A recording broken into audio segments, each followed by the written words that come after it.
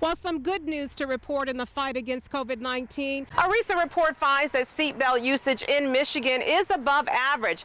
It is quiet here on the campus of Alpena High School right now. You've seen the headlines. Workers wanted signs are everywhere, but where are the workers?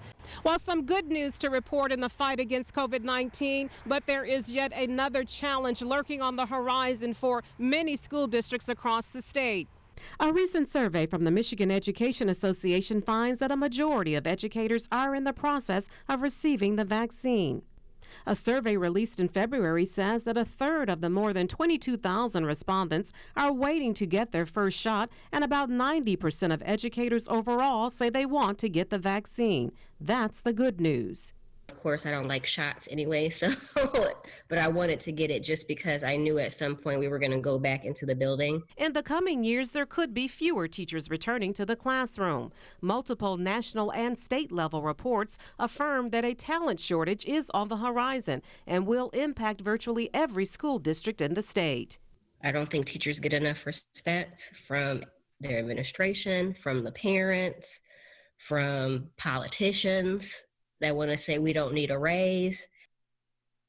Now, that March 1st deadline is simply a recommendation by the governor. It is not a mandate. The Alpena School Board has announced that they will continue with their current COVID-19 learning plan. That involves face-to-face instruction for K through 5 and a hybrid mix for 6th through 12th graders. And the district also recently announced that they are seeking candidates to fill various full and part-time positions. In Alpena, Sheri, Stuart, WBKB News. A recent report finds that seatbelt usage in Michigan is above average. That's great news, and the safety experts want you to keep it up, especially as we head into the holiday weekend.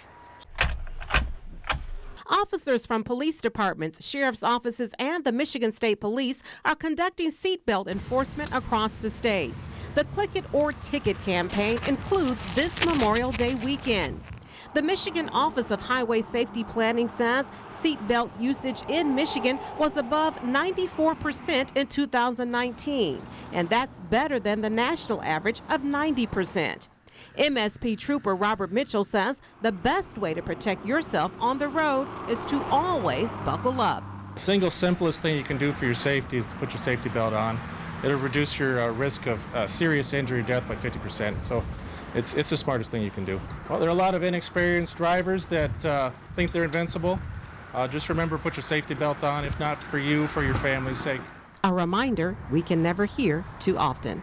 Remember to buckle up every trip, every time. In Alpena, Sheri, Stuart, WBKB News.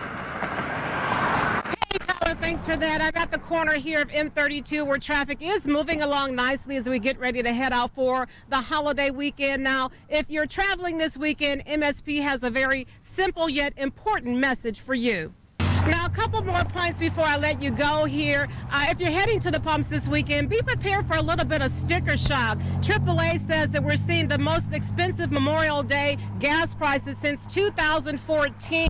And if your travels take you to the airport this weekend, pack a little bit of extra patience. AAA again says that we're expected to see a record number of air travelers. So there you have it, live in Alpena, Sheri Stewart, WBKB News. And I'm Sheri Stewart. Well, local restaurants are excited to fill their seats as indoor dining is reinstated today. You're watching Thunder Bay News Network. WBKB News at 6 starts now. Good evening, and thank you for joining us. I'm Sheri Stewart. Residents living near Lumbermen's Monument in Oscoda are being asked to evacuate. A prescribed burn in the area has spread and affected more than 2,000 acres. Several fire departments are responding and even deployed air tankers. And Freeman lives in the area and spoke to WBKB as she and her family moved to safety. Police came about 3:30 and asked us to evacuate.